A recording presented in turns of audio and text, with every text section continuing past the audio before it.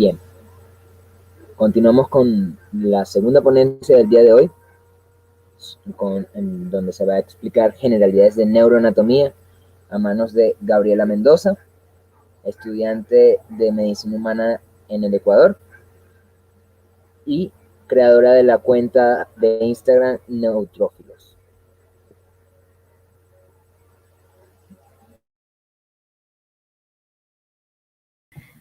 Buenas tardes, chicos, ¿cómo están? Un gusto estar aquí con todos ustedes, esperando que esta ponencia sea de mucho provecho para todos.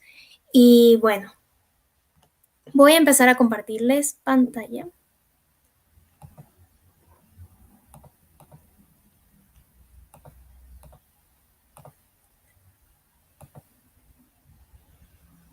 ¿Me confirman si sí se ve?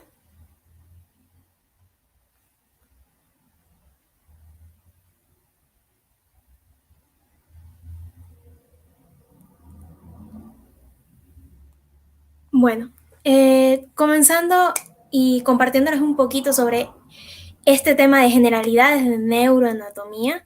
Como ya escucharon, soy estudiante de la Universidad Central del Ecuador y espero que esto sea un momento de aprendizaje para ustedes. Antes de empezar a hablar como tal de neuroanatomía, contarles sobre este temita, sobre diversos estudios sobre la evaluación de las respuestas emocionales a la publicidad televisiva del neuromarketing.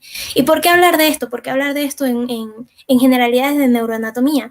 Porque como dato interesante, los primeros 30 segundos en los que alguien empieza a decir algo son los segundos en los que tu cerebro capta la atención y empieza ese sistema de señal recompensa. Y es esta la razón por la cual plataformas como TikTok tiene tanta acogida, porque tiene ese sistema de recompensa, señal recompensa. Y es por eso que a muchas personas cuando están en esta aplicación entran y dicen voy a estar 15 minutos, pero es muy complicado porque el cerebro está teniendo esa recompensa que tanto quiere. Entonces, iniciando con esto, que espero que les haya parecido un temita interesante a leer a posterioridad, vamos a hablar ya como tal de la neuroanatomía. Entonces, vamos a tener y a topar 4 tópicos que van a ser la introducción y la importancia del sistema nervioso, los componentes celulares y la organización del mismo, y hablar un poco sobre el cerebro, el cerebelo, el tronco encefálico, los nervios craneales y espinales, y por último culminar con unos tips y unas webs útiles para todos ustedes. Entonces, continuando con ello, y antes de comenzar como tal con la ponencia, comentarles una frase, que es: el hombre bien preparado para la lucha ha conseguido medio triunfo. Una frase de Miguel de Cervantes que debemos de tener en cuenta. El hecho de que ustedes estén aquí, ocupando unos minutitos de su tiempo para su aprendizaje, ya les hace personas muchísimo más grandes, personas que están tratando de enriquecer su conocimiento y crecer como futuros profesionales de la salud. Porque recordemos que no solo debemos aprender para nuestro examen, sino para ese examen final que vamos a tener, que va a ser con nuestros pacientes. Ese momento en que tengamos un paciente al frente y podamos responder a las distintas problemáticas que tengamos con ellos. Y bueno, ya con esa introducción, hablarles sobre de qué se trata el sistema nervioso. Muy bien. El sistema nervioso como tal es un conjunto de órganos formados por el tejido nervioso. Y bueno, esto suena un poco redundante, pero realmente a nivel histológico, es decir, cuando nosotros en un microscopio vemos súper chiquititos los tejidos, vamos a tener 4 tipos de tejidos, que van a ser tejido conectivo, un tejido nervioso, un tejido muscular y un tejido epitelial, como por ejemplo los que encontramos en la piel. Y este tejido nervioso va a ser un tejido especializado en realizar diferentes funciones que iremos hablando y abarcando poco a poco. Pero es importante que sepan eso y que la unidad básica de este sistema van a ser las neuronas, unas células que ya igual iremos abarcando poco a poco. Pero como tal, este sistema nervioso va a tener su función de recibir información y dar una respuesta. ¿Qué quiere decir esto? Que si, por ejemplo, viene una comida así súper rica, tú vas a recibir esta información de que huele rico, de que ya empiezan a tus neuronas a liberar ciertos neurotransmisores, o cuando pasa algo van a tener sensaciones, diferentes eventos que son información para ti. y tu sistema nervioso dice, esa comida está rica, entonces vamos a mover nuestras manos y vamos a comerla. Esa es la respuesta que va a estar dando ante este estímulo. Entonces, como tal, antes de seguir hablando acerca de cómo va a hacer esto el sistema nervioso y las diferentes células, una pequeña introducción sobre un tema que ya debieron pues de haber topado un poquito, que es sobre el cráneo. Recordando que tenemos este cráneo, que es esta bóveda que nos va a ayudar a proteger a nuestros órganos, vamos a tener un viscerocráneo que vamos a encontrar alrededor de 15 huesos y un neurocráneo que vamos a encontrar alrededor de 8 huesos. Como diría aquí puro hueso, no se ve tan complicado, no es complicado. Y en el viscerocráneo, pues vamos a tener estos huesos como son el lagrimal, nasal, cigomático, etmoides, vómer, lo que es el cornete nasal inferior, el maxilar y la mandíbula. Y dentro de lo que es el neurocráneo, vamos a tener al hueso parietal, al frontal, al esfenoides, etmoides, como podemos aquí ver en las dos vistas, y al occipital. Esto es importante, ¿por qué? Porque de estos mismos nombres, que a lo mejor ya se toparon en algún momento de su estudio, pues se van a dar los nombres a los diferentes lóbulos que va a tener nuestro cerebro, que ya iremos topando igual poco a poco. Otra cosa importante en este neurocráneo es que al dividirlo vamos a tener una parte superior que es la bóveda craneana, o en inglés calvaria, y una parte inferior que sería la base del cráneo, que pues tiene muchos orificios que en algún momento nos ha tocado a todos estudiar, pero que es súper importante recordar, sobre todo este foramen magno, este agujero súper que grande por el cual la médula va a pasar y va a pasar a transformarse en algún momento en la parte del tronco encefálico. Ahora, el sistema nervioso como tal va a tener una división anatómica y una división fisiológica.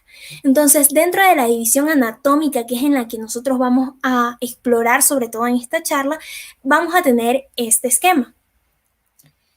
Tenemos que el sistema nervioso anatómicamente se va a dividir en sistema nervioso central y sistema nervioso periférico.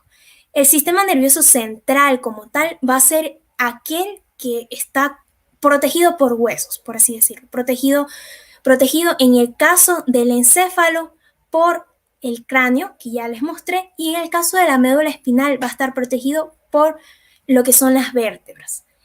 Y en cambio el sistema nervioso periférico va a ser aquel que pues no se encuentra protegido por estas estructuras y que en resumen son nervios que salen a partir de estas estructuras del sistema nervioso central. El sistema nervioso central, la parte del encéfalo, a su vez, va a estar dividida en cerebro, en cerebelo y en tronco encefálico. Cada uno de estos que iremos profundizando. Y dentro de los nervios del sistema nervioso periférico tenemos a los nervios craneales y a los nervios espinales. Nervios craneales que van a salir del encéfalo y nervios espinales, o también llamados raquídeos, que van a salir de la médula espinal. Eso como parte introductoria de lo que iremos abarcando el día de hoy. Aquí podemos observar una imagen en donde vamos a ver al encéfalo como tal. Todo esto correspondiera al encéfalo y este es el cerebro. Este es el cerebelo y este es el tallo encefálico, que a su vez va a tener tres distintas partes: mesencéfalo, puente de Barolio o protuberancia y bulbo raquídeo. Y a su vez tenemos a la médula espinal. Y estos serían los nervios craneales, que igual iremos topando más adelante como introducción. Pero aparte de la división anatómica, también tenemos una división fisiológica. Y esta división fisiológica, ¿qué quiere decir fisiológica? En base a las funciones. Y es un poquito más complicada de comprender. Sin embargo, como resumen, vamos a tener que el sistema nervioso fisiológicamente se divide en somático y en autónomo. Somático va a ser aquel que es voluntario. Y para recordar los dos aspectos principales de este sistema nervioso somático, tenemos la S y la M. S de sensación y M de motor. mientras que el sistema nervioso autónomo va a ser involuntario. Y en este va a estar los tan nombrados sistemas nerviosos simpático y parasimpático. Aquí puedo nombrar dos formas en las cuales ustedes pueden recordar esto. Una es que el sistema nervioso simpático, recordar como una persona simpática, como es una persona así súper simpática, extrovertida, es súper alegre, es súper explayante, siempre está haciendo algo, moviéndose. Entonces el sistema nervioso simpático va a ser eso, el sistema de lucha y huida. Y otra forma de que te puedes acordar del sistema nervioso simpático es de Coraje, el perro cobarde. Él básicamente siempre lo tenía activo porque siempre estaba pasando por situaciones de peligro. En el momento en el que tú estás a lo mejor con un león o con todos los monstruos que le aparecían a Coraje, tú no vas a estar pues como que súper relajadito. Tu cuerpo empieza a activar sistemas para pues poder correr más rápido, para que en ese momento empiecen a correr más rápido ciertas funciones y más lentas otras. Eso de manera general. Mientras que el sistema nervioso parasimpático va a ser como ese amigo así que no es simpático, sino que es súper serio y que ni bien haces algo y dices, no, no, no, no, tranquilo. Y va a ser el sistema como de digestión y de descanso, así como Jay de Hora de Aventura, cuando descansa y está tranquilo y está haciendo la digestión luego de haber comido. Entonces, eso como resumen, simpático de lucha y huida y parasimpático de descanso y de digestión. Y esto, por ejemplo, es un esquema en donde podemos ver las diferentes funciones que va a tener el simpático en caso de que, por ejemplo, como les decía, nos encontramos con un león. ¿Qué va a pasar? Del susto. ¿Qué pasa cuando tú te asustas? Te empieza a latir súper que fuerte el corazón, se acelera el impulso cardíaco, inhibe la actividad digestiva. Obviamente en ese momento lo que menos queremos es que estés haciendo la digestión. Empieza a secretarse ciertas hormonas como la adrenalina y la norepinefrina y todas estas diversas funciones relacionadas con lo que necesitamos en ese momento.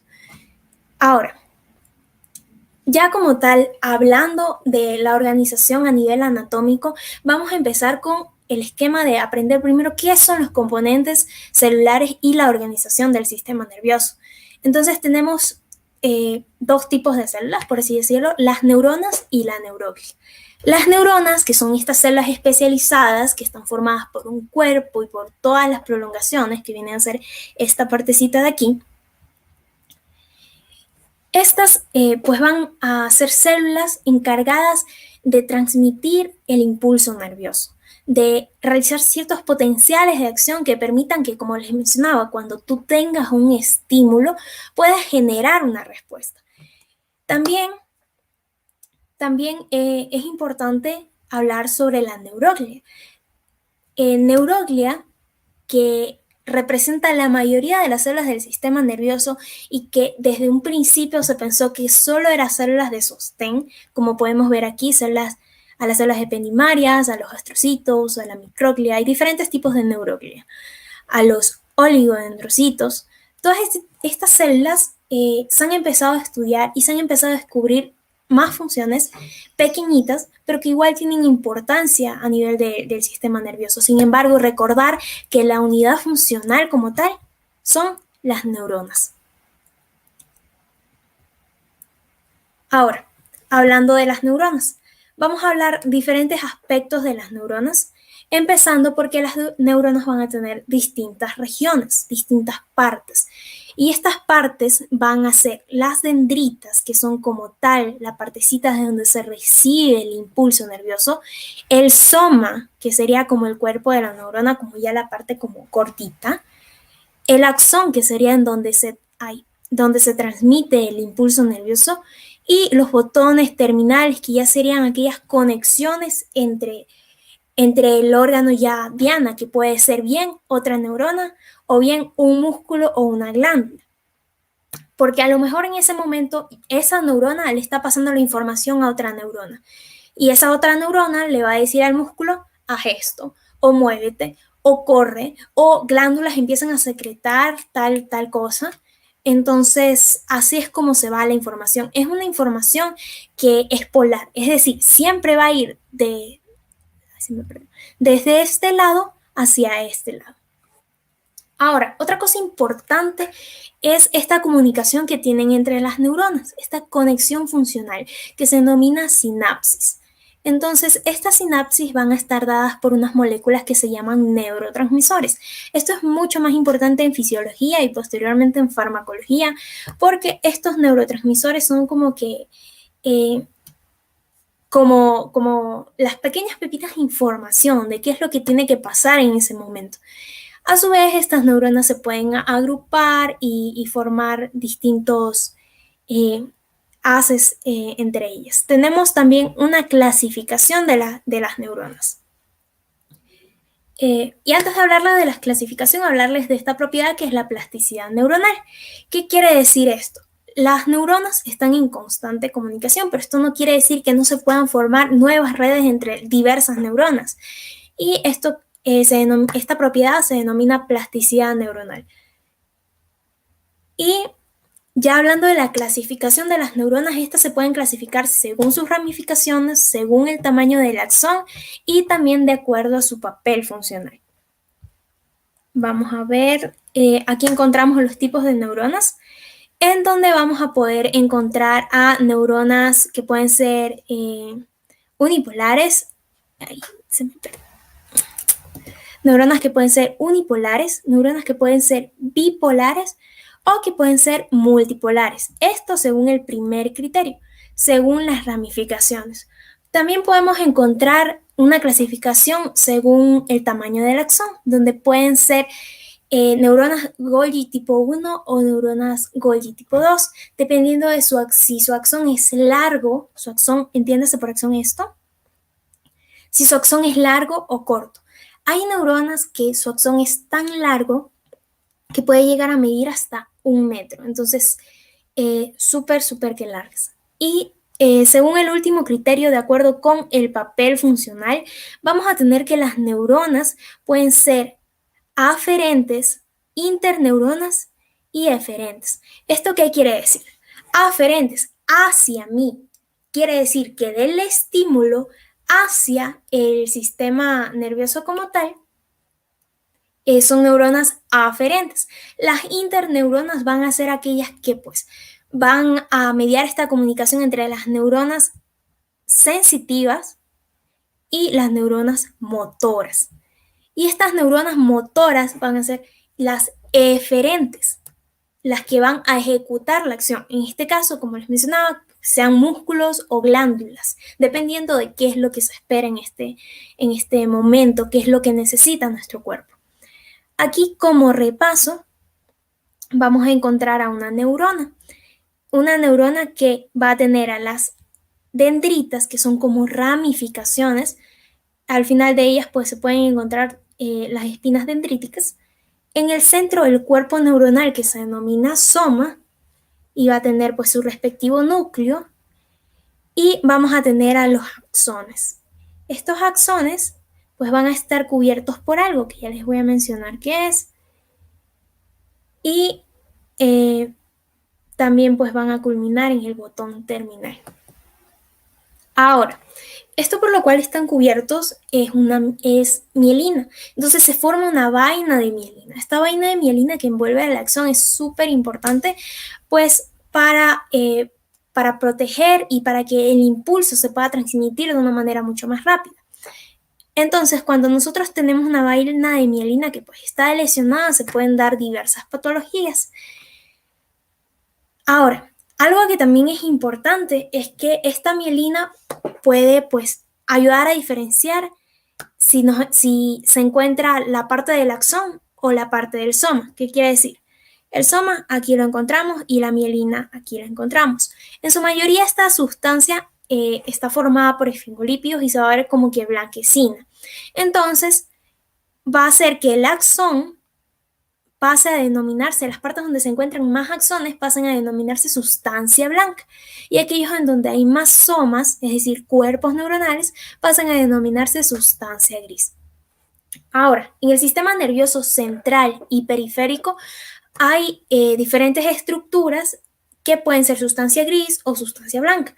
Por ejemplo, en el sistema nervioso central podemos tener a la parte de la corteza, que es sustancia gris. y pequeños núcleos internos, que les puedo mostrar aquí.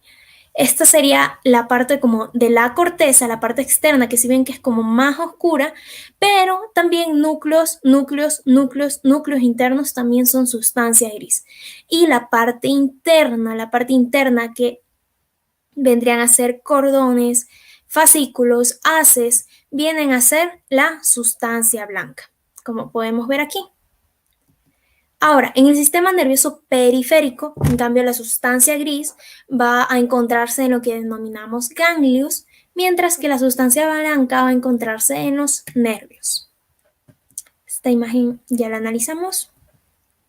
Ahora, vamos a hablar sobre la neuroglia. Como les había mencionado, son estas células que principalmente tienen esta función de sostén, esta función de soporte. Aquí pues vamos a tener distintos tipos, pero vamos a tener sobre todo microglia y las otras son macroglia. La microglia es el único tipo celular que tiene una capacidad fagocítica, es decir, capacidad de comer. Y también pues, puede desarrollar una función que sea de defensa, una función inmunitaria. Y luego tenemos a la macroglia, que va a estar formada sobre todo por astrocitos, oligodendrocitos y células de Schwann. Los astrocitos son células que sirven para soporte, nutrición y metabolismo del sistema nervioso, mientras que los oligodendrocitos y las células de Schwann son para formar las vainas de mielina. Ya habíamos hablado de las vainas de mielina que encontramos aquí, pues alguien tiene que formarlas, no van a aparecer de la nada, y para esto están los oligodendrocitos y las células de Schwann. Los oligodendrocitos las van a formar en el sistema nervioso central y las células de Schwann en el sistema nervioso periférico. También tenemos a las células ependimarias que van a revestir las distintas cavidades del sistema nervioso, y también en algunos sitios se pueden encontrar unas células denominadas células satélites. Aquí podemos encontrar una imagen en donde igual se pueden observar a la neurona, al oligodendrocito, este es un capilar sanguíneo, al astrocito, a las células ependimarias y a lo que es la microglia.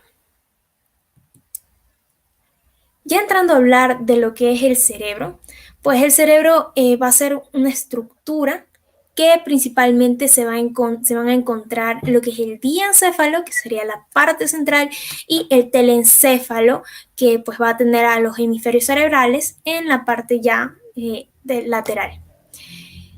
El diencéfalo lo podemos tomar, déjenme ver si encuentro alguna imagen.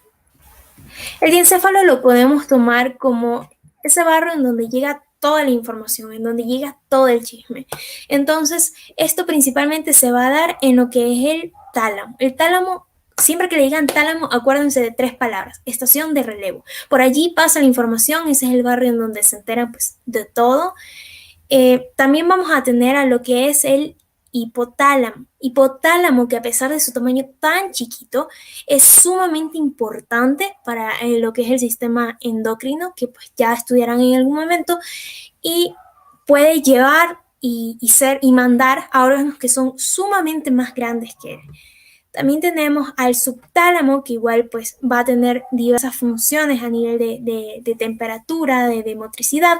Y tenemos el epitálamo. El epitálamo, que está relacionado con una glándula que se denomina pineal, que esta glándula va a secretar lo que se denomina melatonina, relacionada con los ciclos del sueño.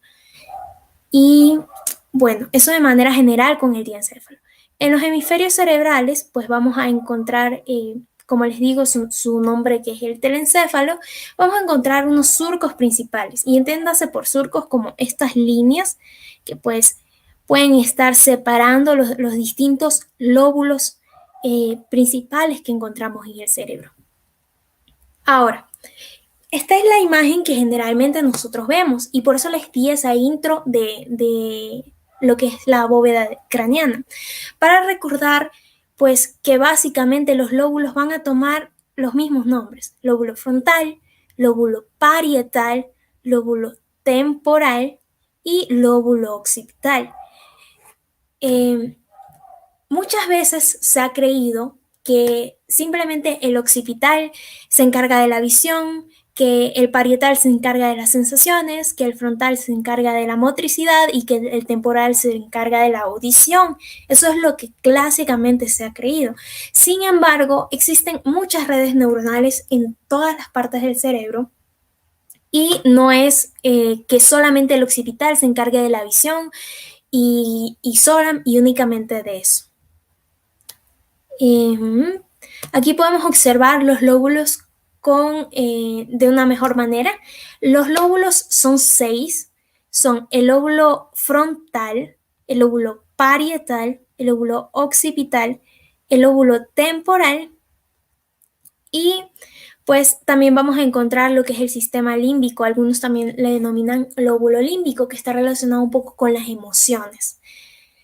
Y otro lóbulo que pues no podemos observar a simple vista, pero si pudiéramos pues abrir el cerebro así y encontraríamos, sería el lóbulo de la ínsula. Bueno, aquí igual podemos observar una cisura que es la cisura de Rolando o cisura central y esta otra cisura que es la cisura parieto-occipital. ¿Por qué? Porque está entre el lóbulo parietal y el lóbulo occipital. Ahora, las cisuras que como tal se tienen que acordar así siempre, siempre y no olvidarse, aparte de la parieto occipital que pues, es fácil recordar, son esta cisura central o fisura central o surco central, también antes llamado de Rolando, y este lateral, también antes llamado de Silvio. Otra cosa importante en nuestro cerebro es que nosotros vamos a encontrar una parte que es la corteza. Esta corteza, para acordarnos como de aspectos de ella, vamos a utilizar esta mnemotecnia que es Nepal. Nepal de neocórtex, en donde se van a encontrar el 90% de los somas neuronales, es decir, de los cuerpos neuronales. De paleocórtex, que va a estar relacionado sobre todo con el bulbo olfatorio. Y L de límbico o archicórtex, que les había mencionado que eran para mediación de procesos emocionales y también de la función motora. Pero otra cosa que podemos encontrar va a ser los ganglios basales. Estos ganglios que van a estar relacionados con control de movimiento, con aprendizaje que esté motivado por refuerzos y sobre todo tienen que recordar estos: el cuerpo estriado, el núcleo subtalámico y la sustancia nigra. El cuerpo estriado va a estar formado por lo que es el núcleo caudado, que aquí se puede observar, y por lo que también se denomina el putamen y globo pálido, que algunos autores le denominan núcleo lenticular en conjunto. Acá podemos observar al núcleo subtalámico y aquí abajo podemos observar a la sustancia nigra. ¿Por qué aquí les he puesto esta imagen? Porque es interesante que cuando existe una afectación a nivel de la sustancia nigra puede estar relacionado con lo que es la enfermedad de Parkinson. Bueno, otra cosa importante en el cerebro son las capas meningias. Estas capas que pues van a ser la dura madre, la aracnoides y la pía madre, como podemos observar aquí. Y luego de la dura madre se va a encontrar el hueso, el periósteo, aponeurosis y piel. Algunos autores, igual a la aracnoides y a la pía madre, le denominan leptomeninges. Y vamos a ver esta imagen. Los ogros son como las cebollas, tienen capas, pero el cerebro también tiene capas. Entonces siempre recuerden eso, el cerebro no es como que se encuentra al aire, está cubierto, está protegido y muchos de nuestros órganos se encuentran igual así protegidos para que un traumatismo simple no los pueda afectar. Entonces, nosotros vamos a encontrar, recordando a la pía madre más hacia adentro, luego vamos a encontrar a lo que es la aracnoides, porque les he puesto una araña aquí y rojita, para que recuerden que la aracnoides es donde se van a encontrar los vasos. Y por último tenemos a la dura madre. Sin embargo, esto no es estático, no es que las capas van a estar como tal siempre así. Pueden haber prolongaciones, como por ejemplo la hoz del cerebro, que es una prolongación de la dura madre. Ahora, de aquí pues les voy a dar algo así súper general, que recuerden que el cerebro tiene una irrigación sumamente amplia. ¿Por qué? Porque el cerebro necesita oxigenarse bien. Al tener irrigación quiere decir que pues va a llegar el oxígeno y van a llegar los nutrientes y se van a llevar los desechos. Cuando esto no ocurre con normalidad, pueden haber afectaciones súper que rápido en cuestión de minutos cuando existen obstrucciones y diversas patologías. Entonces, aquí pues podemos observar las diferentes arterias que componen esta irrigación cerebral y que de afectarse alguna de ellas, pues como les digo, puede resultar catastrófico. Ahora, a nivel de embriología, también recordarles una cosita. Todo empieza por el tubo neural. Tubo neural que empieza posteriormente a convertirse en vesículas primarias, que van a ser el prosencéfalo, mesencéfalo, rombencéfalo y la médula espinal. Y estas se van a transformar en vesículas secundarias, que son las que aquí observamos. Y este prosencéfalo luego se va a convertir en el telencéfalo. El diencéfalo luego, pues, se va a convertir en el mismo diencéfalo, el mesencéfalo igual, en el mismo mesencéfalo, y el mielencéfalo en el bulbo raquídeo, el metaencéfalo en la protuberancia y lo que es el cerebelo, y bueno, la médula espinal, ya sabemos. ¿Por qué les menciono esto? ¿Y qué es con lo que quiero que se queden? Que todo empieza por un tubo. Entonces, ese tubo va a ser una cavidad y eso se va a quedar como tal. ¿Y cómo se va a quedar? Con lo que conocemos como el sistema ventricular. Sistema ventricular que pues tenemos que saber que tenemos ventrículos. ¿Y qué van a hacer estos ventrículos? Van a ser como, imaginando que el cerebro fuera una ciudad, van a ser como esos ríos, ¿ya? Por ahí va a pasar agua, van a encontrarse cerca de las ciudades, a lo mejor van a recoger desechos, a lo mejor también pues pueden cumplir una función de protección. Entonces, dentro de estos ventrículos van a encontrarse líquido cefalorraquídeo, líquido que es un fluido transparente que pues va a ser producido por los plexos coroideos y que va pues navegar por estas cavidades. ¿Ya? Vamos a tener a los ventrículos laterales que se van a comunicar con un tercer ventrículo, el cual a su vez se va a comunicar con un cuarto ventrículo y el líquido básicamente va a estar navegando por esos espacios. Ahora, hablando del cerebelo, el cerebelo es una estructura que pues va a tener una región central que se denomina vermicerebeloso y dos laterales que son los hemisferios cerebelosos. Y la superficie a su vez va a tener fisuras que pues van a dividir en folias o láminas. Ahora, esta región central o vermis, que viene a ser esta partecita de aquí, pues se pueden recordar la región central por cel antes de que evolucionara. Cel central es la región central. Vermis tiene esa apariencia cuando les hagan señalar en algún momento macroscópicamente. Y también vamos a tener lóbulos en el cerebelo. Estos lóbulos van a ser el lóbulo flóculo nodular, el lóbulo anterior y el lóbulo posterior. Y estos a su vez van a corresponderse con otras divisiones del cerebelo. Una división filogenética y otra según las conexiones. La filogenética o arquicerebelo se va a corresponder con el vestíbulo cerebelo que está relacionado con el cerebelo más antiguo, aquel que está relacionado con el equilibrio, por eso es vestíbulo. Pariocerebelo está relacionado con espinocerebelo, que pues, va a tener una conexión con la médula espinal, y el neocerebelo, que es el más reciente, el de funciones más complejas, va a estar relacionado con el cerebro-cerebelo, que pues va a, como les digo, cumplir estas funciones de relación con el cerebro. Bueno, aquí este sería el arquicerebelo o vestíbulo cerebelo, este sería el paliocerebelo o espinocerebelo y este sería el neocerebelo o cerebro-cerebelo.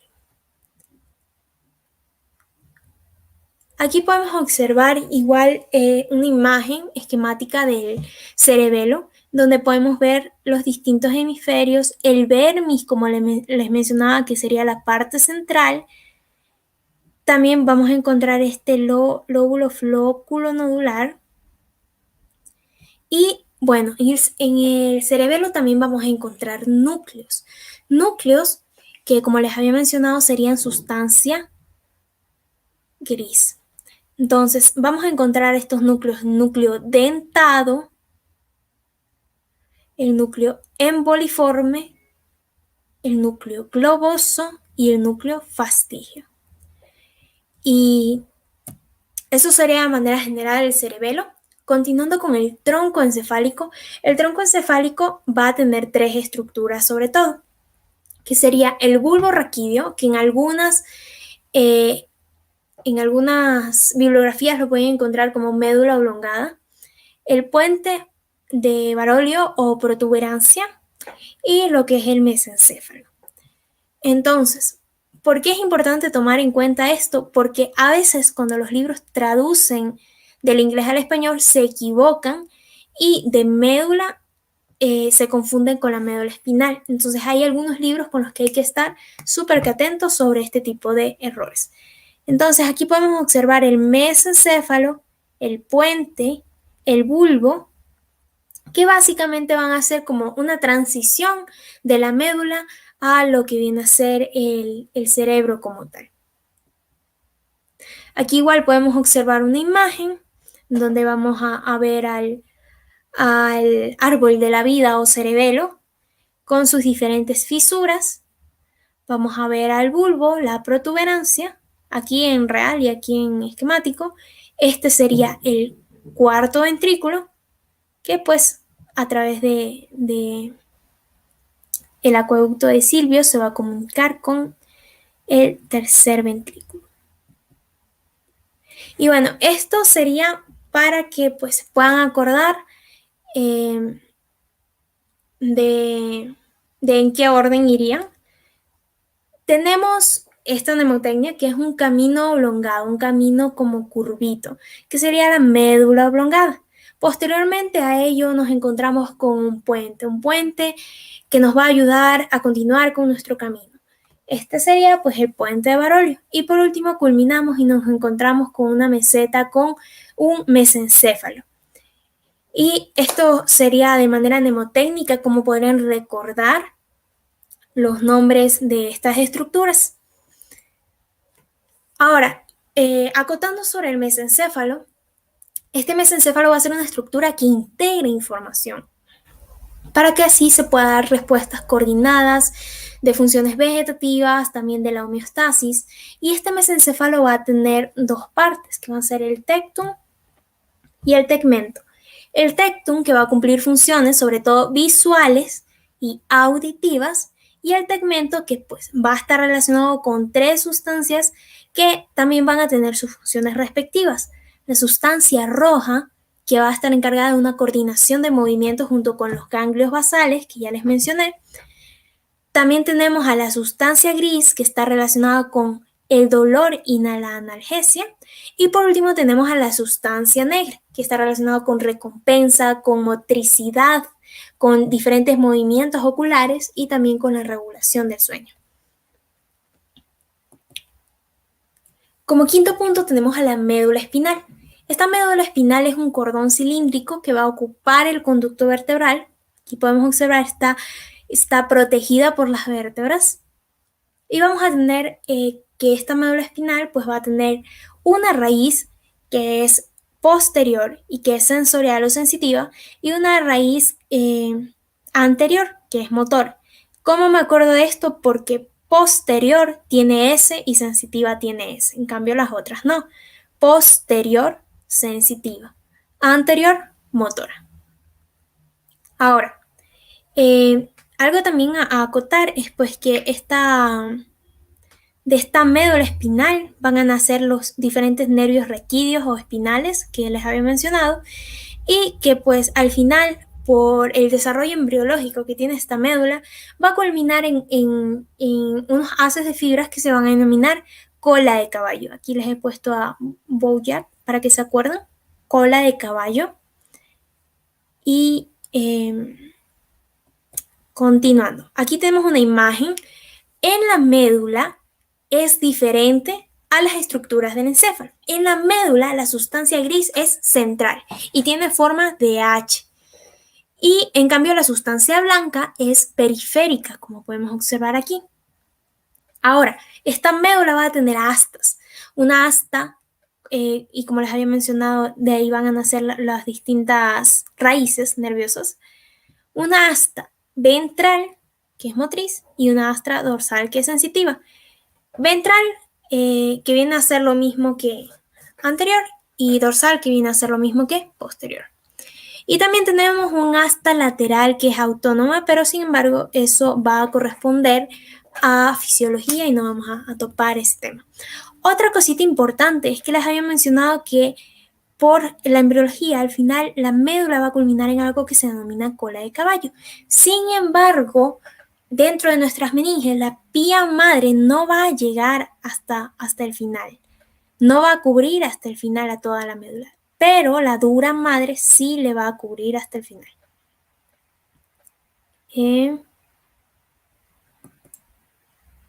Bueno, ahora vamos a hablar de los nervios craneales, y estos nervios craneales van a ser 12 pares. Hay dos maneras en las cuales ustedes se los pueden aprender, que una es con esta imagen y otra es con esta mnemotecnia. Bueno, en esta, la mnemotecnia sería: oh, mamá, papá, tengo minifalda, ahora mis glúteos van a estar helados, que sería olfatorio, óptico, el motor ocular común, el patético troclear, el trigémino, el motor ocular externo o abducens, el facial, el auditivo o vestíbulo coclear, el glosofaringio, el vago o también llamado neumogástrico, que esto ya dice mucho de su función, el espinal o accesorio, y por último el hipogloso. Sin embargo, también viendo esa imagen y recordándola, pues puede ser una buena mnemotecnia para no olvidarnos de los pares craneales, de los tan difíciles pares craneales. ¿Por qué? Porque vamos a tener aquí el 1 de olfatorio, el 2 de óptico, el 3 de motor ocular común. Tenemos el 4 de patético, tenemos el 5 de trigémino, tenemos el 6 de motor ocular externo o abducens, porque es el que va a ayudar que nosotros pues movamos así los ojos, se haga la abducción en los ojos, en lo que es el 7, pues vamos a tener al facial, por eso lo encontramos en toda la cara. Al 8 vamos a tener al auditivo. Al 9 vamos a tener al glosofaringio. Al 11 vamos a tener al espinal o accesorio. Al 10 vamos a tener al vago o neumogástrico. Y por último, al 12 vamos a tener al hipogloso. Entonces, estas son dos mnemotecnias que pueden utilizar para aprenderse los nervios craneales. Continuando con los nervios espinales o raquídeos, en cambio, estos son 31 pares. Y deben recordar que son 8 cervicales, 12 dorsales o torácicos, 5 lumbares, 5 sacros y 1 coccigio. Y algo que igual es importante recordar es que la médula pues va a acabar alrededor del nivel de L2 y a partir de allí se va a formar la cola de caballo. Entonces, no es que los nervios van a salir exactamente de los distintos segmentos medulares. Bueno, algo que también es importante es que estos diferentes nervios van a dar lugar a algo que se denomina dermatomas, que van a ser regiones de la piel que pues van a estar inervadas por diferentes nervios y que son importantes conocerlas. Pueden ver las distintas zonas de acuerdo a los nervios que les estén inervando. Y bueno, para culminar, recomendarles 2 libros. El primero, que es el que a mí más me agrada, que es el de Neuroanatomía Humana de García Porrero. Creo que tiene unos gráficos súper entendibles, súper chéveres. Creo que el libro de neuroanatomía más utilizado es el de Snell. Sin embargo, este libro sabe tener estos errores que les menciono. Hay ocasiones en las que ponen médula espinal y ha sido médula oblongada por la traducción. Entonces, tener cuidado. Sin embargo, Snell es bastante clínico, tiene casos y les puede servir para entender mucho más la materia. De allí, también recomendarles estos dos canales que pues les pueden servir para su estudio en anatomía, no solo en neuroanatomía, y creo que son simples, son sencillos y son bastante entendibles. Luego, recomendarles pues que se compren Netter, ya sea las flashcards de Netter de neuroanatomía o las de anatomía como tal. Anatomía es una materia muy visual, entonces el hecho de ver gráficos nos va a ayudar a entender y a sentar mucho más las bases del conocimiento. Y estas páginas web. Creo que esta página es súper interesante, la de neuroanatomy.k. Tenemos también esta acá de neurosurgicalatlas.com. Esta es la primera, pues aquí, por ejemplo, ustedes pueden encontrar regiones del cerebro, secciones cruzadas, imágenes en 3D, modelos interactivos, videos, diferentes formas y mecánicas en las cuales ustedes pueden pues, aprender mucho más de neuroanatomía. Y eso sería todo por mi parte. Creo que esta materia es súper interesante y lo importante es sobre todo ir con bases, ir en conciencia de por qué estamos aprendiendo las cosas y de qué manera pues, pueden aportar en un futuro a nuestro aprendizaje.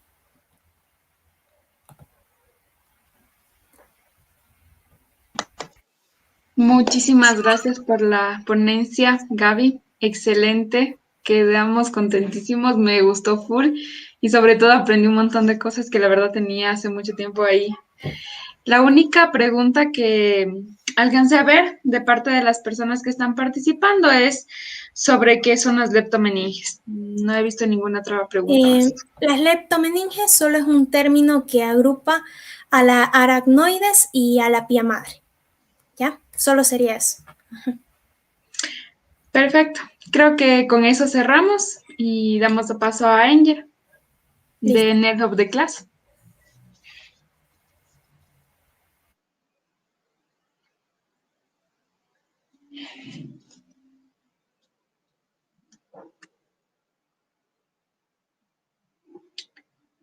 Angel, el micrófono. Aquí estoy. ¿No se me escucha? Sí, ya, te ¿No se me escuchamos. escucha? Ok, era asuntos de internet. Se me pone algo pesado. Bueno, muchachos, espero que hayan disfrutado mucho de esta ponencia. Agradecemos hoy más que cualquier otro día que se hayan quedado hasta el final, porque reconocemos que emplear tanto tiempo en una clase, un día sábado, es de mucho sacrificio, así que agradecemos eso. Los invitamos mucho a la ponencia de día mañana, porque hemos pasado toda una semana donde se ha explicado sobre osteología, sobre posición anatómica, sobre angiología, miología, esplanología y ahora neuroanatomía. Y cada uno de esas áreas que tiene la disciplina de la anatomía tiene sus particularidades de cómo ser estudiada. Y eso es justo lo que se va a explicar mañana, así que no se lo pierdan. Va a estar muy interesante. Vamos a estar dando anuncios muy importantes y muy buenos para todos y cada uno de los participantes. Así que asistan. Agradeciendo nuevamente a Gabriela por su increíble ponencia y deseando que todos hayan podido participar. Les deseamos lo mejor a todos y cada uno de ustedes y feliz noche.